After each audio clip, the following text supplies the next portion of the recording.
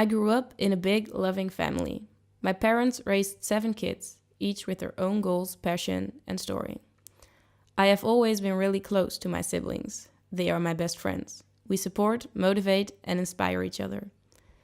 The special thing about my family is that not all kids were made by my parents.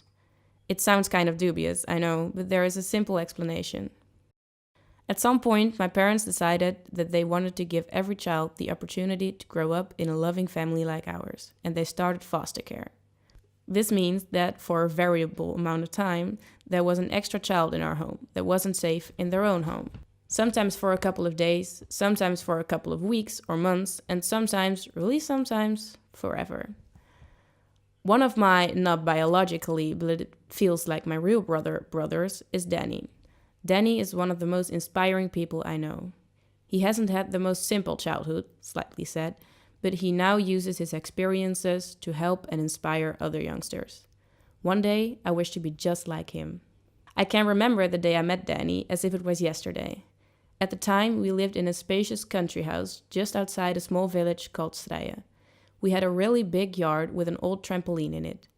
I was playing on the trampoline with my other siblings when I saw Danny enter. A boy of around the age of 13, with a slightly terrified look on his face when he saw all of us. But besides fear, I also noticed he was a bit relieved to see us. He went to sit at a table on the terrace with my parents and someone from the foster bureau. I couldn't hear what they were saying, but it looked serious. My mom saw I was watching them from the trampoline and looked at me with a comforting look. I knew everything would be fine. So I returned to my trampoline game. When we first got the trampoline, we made a rule in the house that only one person at a time could be on the trampoline because of safety issues and blah blah blah. This rule often led to discussions about who could go first. And today was one of those days we fought for our trampoline rides. In the middle of my "but you went first last time" speech, my mom came up to us. The comfort in her eyes was replaced by a very serious expression, and I knew I had crossed a line. I was a bit afraid, because I didn't want to disappoint her. She told us, with her voice soft and fierce at the same time, to stop fighting, because this boy had had enough fighting around him at his home.